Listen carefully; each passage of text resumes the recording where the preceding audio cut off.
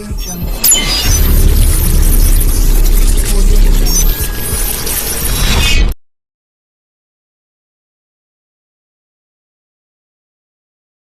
वालेकुम यार, मैं हूं डॉक्टर बिलाल अहमद राना और आप लोग देख रहे हैं हैंडसम माइंड टीवी चैनल। मुझे उम्मीद है मेरे तमाम व्यूअर खैर व आफियत से होंगे और आज हम बात करेंगे कि इस टाइम पर एक बहुत बड़ा इशू भूचाल आने का जो ख़तरा है वो है हमें ओमिक्रॉन वायरस से। और पूरी दुनिया के अंदर एक वसवसे, तजस्सुस और सस्पेंस शुरू हो चुका है कि ये वायरस खुदारा तबाही ना मचा दे और पूरी दुनिया को अपनी लपेट में ना ले ले। इस हवाले से आज हम तफसीलन बात करेंगे। आप लोगों को याद होगा जो पहले वायरस आया है जिसे हम कोरोना वायरस कोविड-19 के नाम से जानते हैं।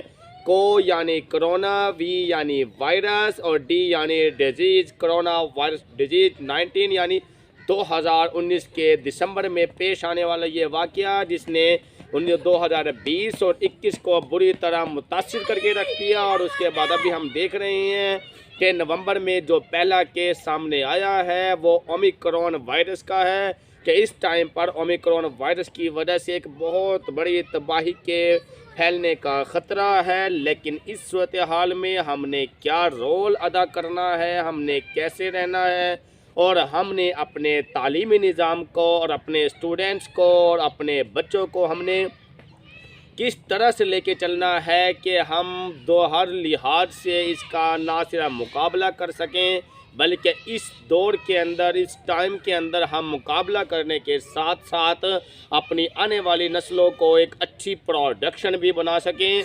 क्योंकि अगर हम पिछले कोविड की बात कर लें, कोविड-19 की, तो इन 2 सालों के अरसे ने हमारी तबाही मचा के रख दी है। स्पेशली याद रखें कि इंसान जो फिज़िकली तौर पे बीमार होता है उसकी रिकवरी आसान होती है, लेकिन अगर एक इंसान मेंटली सिक होता है, जहनी तौर पे उसका मसला आता है तो फिर उसके लिए ज़्यादा मसाइल हैं।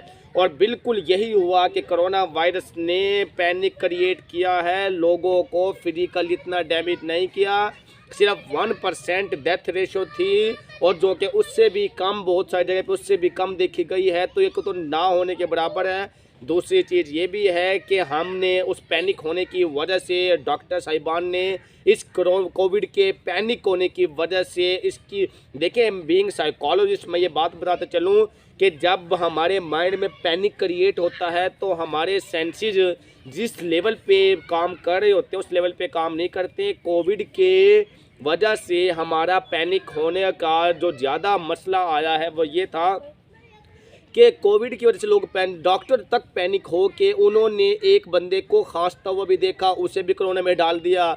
एक बंदे का फ्लू देखा, उसे भी कोरोना में डाल दिया। एक बंदे को जुकाम देखा, उसे भी कोरोना में डाल दिया।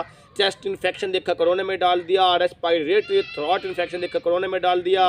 अपर लोअर आरटीआई देखा, कोरोना में डाल दिया। अस्थमा देखा, कोरोना में डाल दिया। सीओपीडी देखा, कोरोना में डाल दिया। कोरोनरी ऑब्स्ट्रक्टिव पल्मोनरी डिजीज देखी, कोरोना में डाल दिया। चेस्ट से मुताल्लिक़ कोई भी किसी भी तरह का मसला देखा तो उसे कोरोना में डाल दिया। और हत्ता के कोरोना का केस इस तरह से नहीं था और हम बगैर CPR के और हम बगैर PCR के और मुख्तलिफ तरह के बगैर HRCT की फाइंडिंग्स लिए बगैर और हम मुख्तलिफ तरह के CT स्कैन की high resolution high resolution CT scan, computerised tomography की फाइंडिंग लिए बगैर हम कोविड को फाइनल नहीं कर सकते। लेकिन एक पैनिक होने की वजह से डॉक्टर को भी हर बंदे में कोविड दिखा, हमें भी हर बंदे में कोविड दिखा, हमने फासले बहुत ज़्यादा रख लिए। लेकिन चले वो तो एक अलग चीज़ थी, हम पैनिक बहुत ज़्यादा हो गए थे। इतना पैनिक हमें नहीं होना चाहिए था और पैनिक होने के साथ साथ साइकोलॉजिकल, देखिए पैनिक होना एक साइकोलॉजिकली नुकसान है हमारा। साइकोलॉजिकली नुकसान ज़्यादा ख़तरनाक होता है।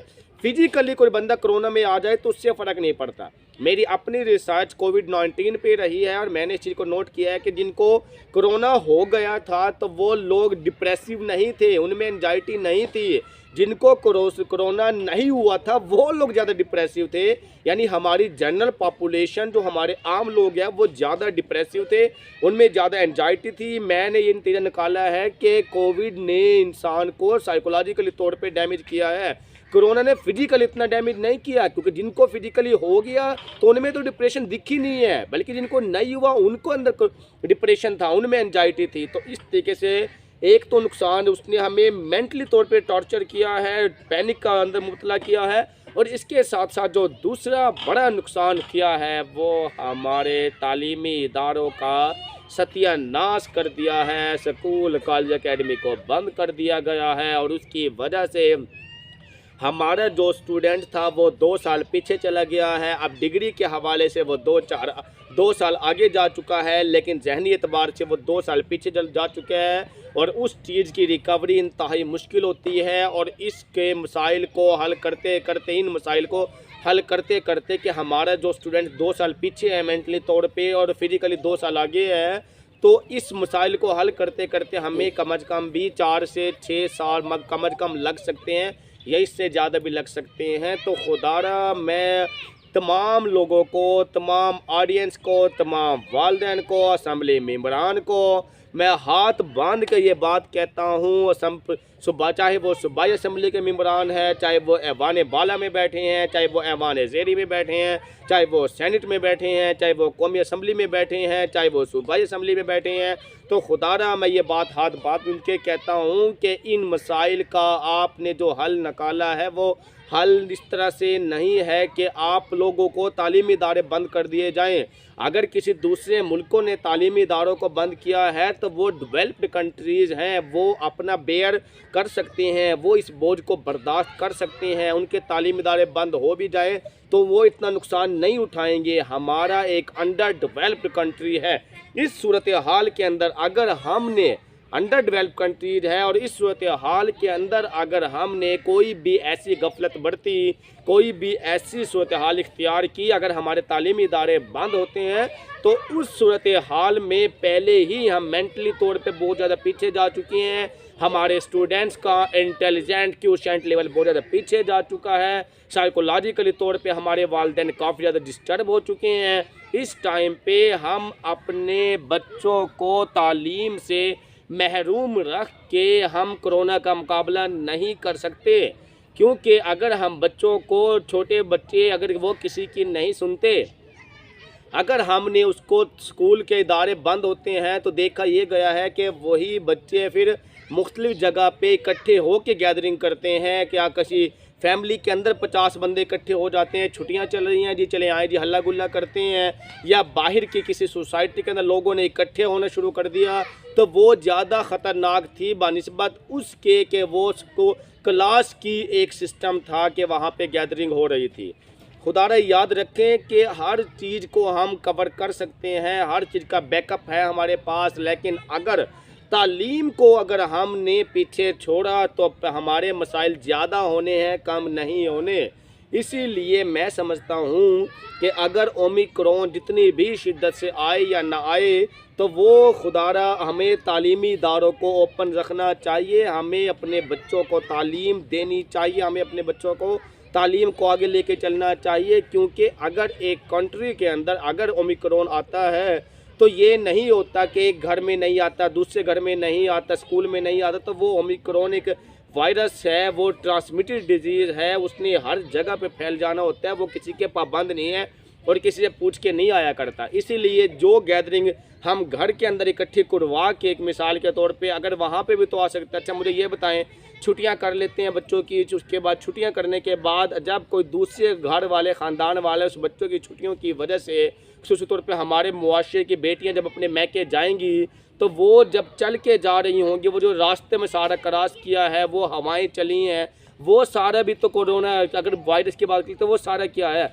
उसके बाद जब वो नए घर के अंदर अपने कदम रख लेते हैं, वहाँ पे गैदरिंग ज़्यादा हो जाती है। जिस घर में स्पेस 10 बंदों की थी वहाँ पे 15 और 20 की बन जाती है, जिसमें 20 की थी वहाँ पे 30 की बन जाती है। तो पूरी की पूरी फैमिली को ये अपना वायरस हो सकता है। तो मुझे ये बताएं, हमने 2 तरफा नुकसान कर लिया। एक तो ये कि हमने उस वायरस को एक जगह इकट्ठा कर दिया और उसके बाद हमने उस वायरस को इकट्ठा करके और मुख्तलिफ तरीके से फैला दिया। दूसरा हमारा नुकसान तालीमी इदारे का हो गया। अब अगर कोई समझता है जी तालीमी इदारे बंद करना मसले का हल है, तो भाई तालीमी इदारे बंद करना मसले का हल नहीं है। तालीमी इदारे बंद करने का मसले का हल नहीं है। जो तरक्की याफ्ता कौमें देखी गई हैं वो एजुकेशन में इनकलाब बर्पा करती हैं। दुनिया की हर चीज़ बंद हो जाए लेकिन तालीमी इदारे खुले रखती हैं। जिसने तरक्की की इस मुल्क और कौम के अंदर, दुनिया के अंदर, तो उन्होंने एजुकेशन में इनकलाब ला के किए। हम एजुकेशन को ही तबाह कर देते हैं और फिर हम सोचते हैं जी हमारा मुल्क तरक्की पे क्यों नहीं जा रहा है। तो हर चीज़ के लिए कुर्बानी हो सकती है। एक सियासतदान रोटी ना खाए, एक दिन की काम चल सकता है, लेकिन एक दिन की एक बच्चा पढ़ाई ना करे तो उसकी वजह से मसाइल ज़्यादा आती हैं। वो उस दिन को यूटिलाइज नहीं कर सके, वो बहुत ज़्यादा पीछे जा चुका।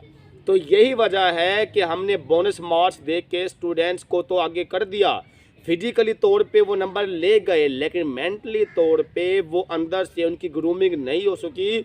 और पहले ही हमारे सोसाइटी में इस तरह के मसाइल हैं कि हमारा स्टूडेंट को जितना क्रिएटिव थिंकर होना चाहिए था उतना क्रिएटिव थिंकर वो पहले से नहीं है। और अगर हम और ज़्यादा इस तरह के मसाइल लेके आएंगे तो हमारे स्टूडेंट मेंटली तौर पे मुकम्मल तौर पे डिस्ट्रॉय हो जाएंगे। हमें इस टाइम के अंदर SOPs पे अमल करवाना है, ना कि हमने तालीमी इदारे बंद करने हैं। अगर ज़्यादा इसकी शिद्दत और लहर आती भी है तो मैक्सिमम ये हो सकता है कि हर स्कूल के अंदर एक टीम बनाई जाए कि जो टीम हर लिहाज से SOP का ख्याल करवाए, स्टूडेंट्स को फासले से बैठाए, उनके मास्क लगवाए, उनको सैनिटाइजर यूज़ करे, गेट के ऊपर एक गार्ड मौजूद हो जो कि सैनिटाइज करवाए बाहर आने वाले बच्चों को। और इस तरह से एक बाकायदा SOP के चार्ट लगवाएं, कम्युनिटी अवेयरनेस दें और मुख्तलिफ तरह के पेनफ्लेक्स बनवाएं जिसके ऊपर कोरोना वायरस से बचाव की एहतियाती तदाबीरें लिखवाएं।